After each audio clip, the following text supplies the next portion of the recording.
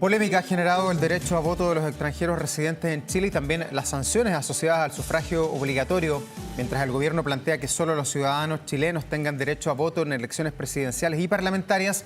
Algunas propuestas legislativas buscan mantener el sufragio extranjero, pero sin aplicarles multas en caso de no concurrir a las urnas.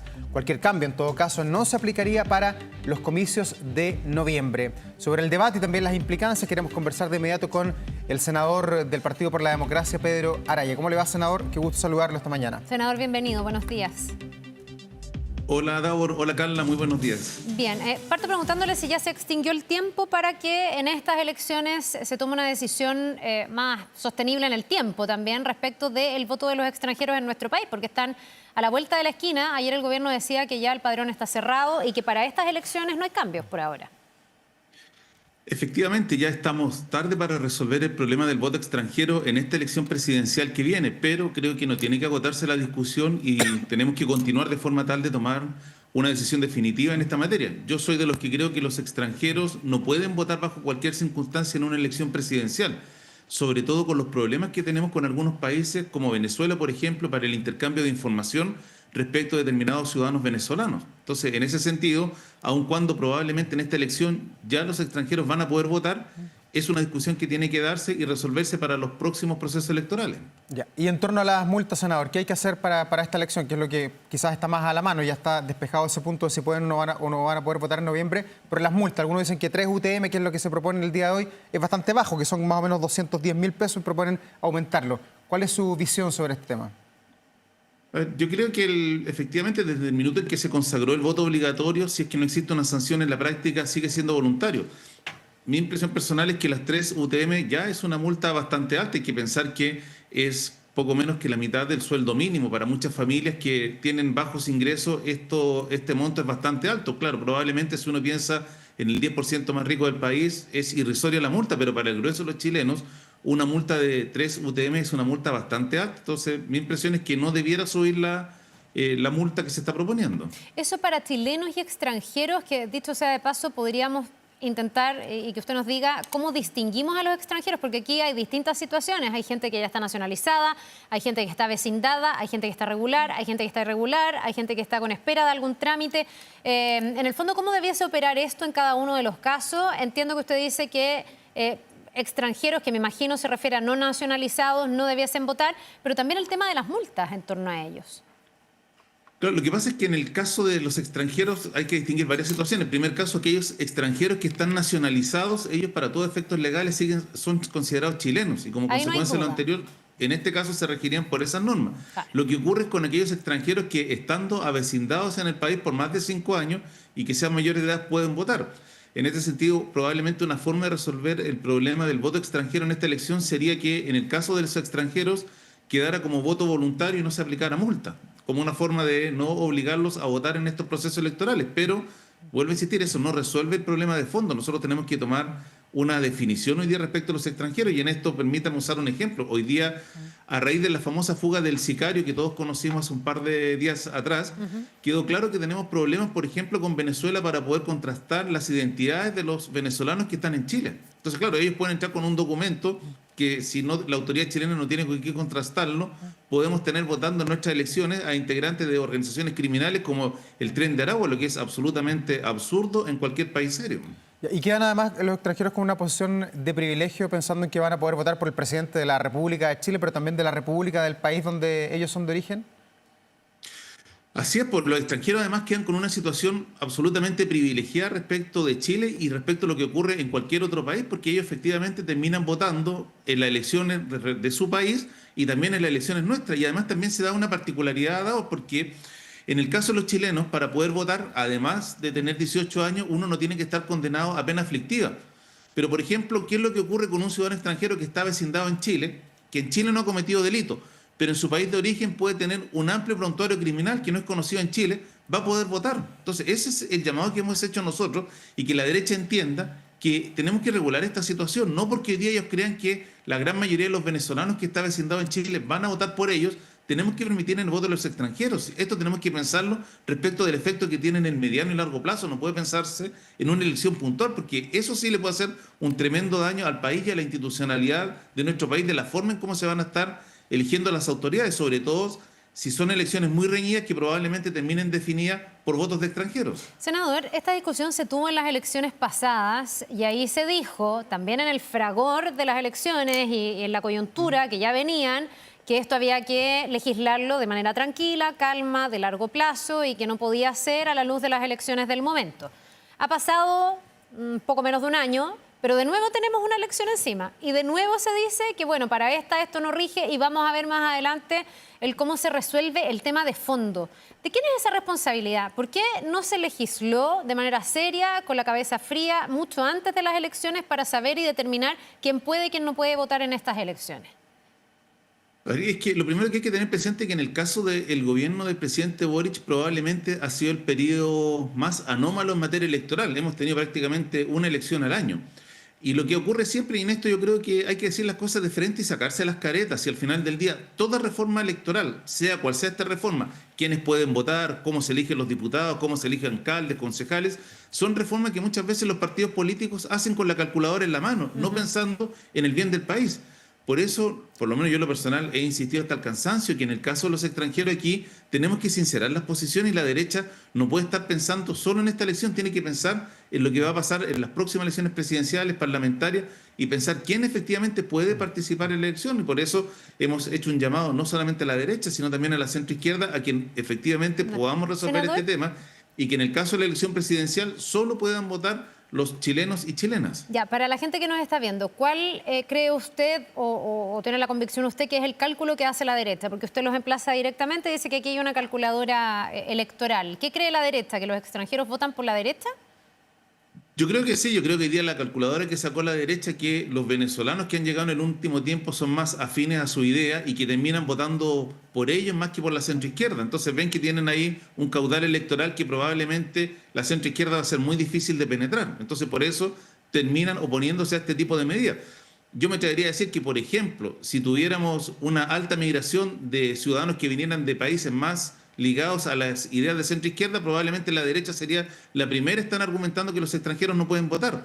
Si aquí hay que decirlo, si todos los sectores políticos han hecho un estudio respecto de cuáles son las preferencias electorales de los extranjeros, dónde están concentrados, por quién votarían eventualmente en una elección. Entonces, eso ha dificultado llegar a un acuerdo respecto de la votación de los extranjeros en nuestro país. ¿Y las restricciones que usted plantea y que han estado en el debate serían solamente para las elecciones presidenciales o usted es partidario de que ellos tampoco voten, por ejemplo, para las elecciones de alcalde, de concejales, de gobernadores de cada región? O sea, yo soy partidario de que en el caso de los extranjeros solo puedan votar aquellos extranjeros que se han nacionalizado, porque en el fondo, sobre todo, es más complejo que los extranjeros puedan incidir en elecciones de carácter local. Yo soy senador por la región de Antofagasta, donde, por ejemplo, tenemos una alta tasa de extranjeros residentes en la región de Antofagasta. Se calcula que hay, por ejemplo, entre 80.000 a 100.000 extranjeros viviendo en la región. Y eso altera sustancialmente el padrón electoral de cualquiera de las comunas de la región de Antofagasta. Entonces, por eso lo que hemos sostenido, si un extranjero quiere votar en la elección en Chile, sean estas de carácter municipal, parlamentaria, gobiernos regionales o presidenciales, debe ser un extranjero que esté nacionalizado en el país, como por lo demás ocurre en otras partes del mundo. Si nosotros en esto no estamos inventando la pólvora, todos los países han puesto límites a qué tipo de elección y bajo qué circunstancias pueden votar los extranjeros en Chile. Entonces, en esto yo vuelvo a insistir, no podemos estar con la calculadora en la mano, hay que pensar en el bien del país y en el efecto que esto puede tener, sobre todo en comunidades donde los extranjeros son una gran masa que prácticamente pueden llegar a igualar a la población chilena. Ya, ¿y por qué no se hizo antes? Porque también habrá gente que nos ve y dice, bueno, la calculadora podría funcionar para los dos lados, porque si se presume que los extranjeros votan por la derecha, es lógico que en la oposición o las oposiciones quieran que los extranjeros voten. Pero también entonces se entendería que el interés de la izquierda, la centroizquierda, sería que no voten. Entonces alguien podría decir, claro, ahora también se está impulsando desde el gobierno la idea de que los extranjeros no voten. ¿Por qué esto no se hizo antes? ¿Por qué no fue tema? ¿Por qué Chile efectivamente ha sido más laxo en esta materia y permite que gente que no está nacionalizada obtenga derechos que en otros países son solo para las personas nacionalizadas? Porque yo creo, Carla, que aquí pasó un fenómeno que es bastante complejo y que probablemente explica lo que está pasando hoy día en muchos temas relacionados a la migración. Si tú miras lo que pasó hace un par de años atrás, los problemas migratorios comenzaron fuertemente en la zona norte del país, principalmente en Arica, Iquique y Antofagasta. Y cuando todos los senadores, independientes del partido político y los diputados, denunciábamos lo que estaba pasando, en Santiago no se escuchaba, decían, no, esto es un problema que está lejos de ser un problema nacional. Claro, lo que ocurrió fue que los migrantes se trasladaron a la metropolitana y hoy día la región metropolitana está sufriendo los mismos problemas que Antofagasta tuvo hace 4 o 5 años atrás. Entonces no se miró a la migración como un problema. Segundo lugar, nosotros teníamos y funcionábamos bajo la lógica del voto voluntario. Y en esa lógica del voto voluntario, prácticamente los migrantes no votaban, porque sentían que no tenían ninguna obligación. El problema se está suscitando hoy día, donde el voto se vuelve obligatorio, no solo para chilenos, sino también para los extranjeros. Entonces, claro, tuvimos un periodo de tiempo donde qué pasaba con los extranjeros en materia electoral no era problema, porque en la práctica, al ser un voto voluntario, ellos no tenían, o los estudios que habían en ese minuto demostraban que ellos no tenían una gran gana de participar, salvo comunidades muy minoritarias. Entonces, claro, esto no se legisló en su minuto porque no apareció como un problema, se transforma en un problema del minuto en que el voto se vuelve de carácter obligatorio y donde además una cantidad importante de extranjeros empiezan a cumplir los requisitos para poder votar, porque ya tienen los 5 años de estar avecindados en Chile. Entonces, eso fue lo que empezó a generar problemas, porque probablemente en las elecciones anteriores el número de extranjeros que podían votar era bastante mínimo respecto del grueso del padrón electoral. Senador, ¿y qué es más importante? ¿Tratar de reformar esto, de arreglarlo si se quiere, o reformar el sistema político? Esta semana escuchábamos al expresidente Eduardo Frei que hablaba de una crisis política como el gran problema que tiene el país, sobre todo por las pymes, por los pequeños partidos políticos que tienen incidencia en la política y que no se logran poner de acuerdo. Si usted tuviera que poner en un punto de vista, ¿qué es más importante, arreglar esto del voto extranjero o resolver la crisis política del país? Es que yo creo, Davor, que lo que dice el presidente Frei tiene bastante razón en lo que él señala, pero eso es parte de la crisis. Parte de la crisis política también va a ser el hecho de que los extranjeros puedan votar en cualquier elección. Si el problema que tenemos nosotros es que el sistema político, a mi juicio, está absolutamente desgastado. Es un sistema político que probablemente para los años 90, para el comienzo de la democracia, funcionaba muy bien, pero hoy día no da cuenta de la realidad que vive el país, no da cuenta de cómo se asocian las personas, de cómo hoy día los partidos políticos se actualizan. Nosotros tenemos una ley de partidos políticos que está, a mi juicio, absolutamente obsoleta. Entonces, claro, la crisis política es mayúscula. Dependiendo del ángulo en que uno lo mire, probablemente dice, mire, este problema tenemos que atacar primero. O sea, yo soy convencido, por ejemplo, que un problema central que tenemos que resolver es el tema del voto de los extranjeros. Pero también creo que la modificación al sistema político que se ha propuesto, que solo se refiere a un orden o a una regulación de los partidos políticos, tampoco va a resolver el problema. O lo que se ha planteado, por ejemplo, como gran medida en estas reformas políticas, en el caso de los parlamentarios que no puedan renunciar a sus comités. Y uno se pregunta, bueno, ¿acaso el gobierno no está mirando lo que pasa en los consejos regionales, en los consejos municipales, donde también hay un alto nivel de fragmentación y donde las decisiones que se toman afectan probablemente en forma más inmediata a los ciudadanos? Si yo creo que tenemos una crisis que es de carácter estructural, donde todos nos farreamos la oportunidad de una gran reforma política en los dos procesos constitucionales.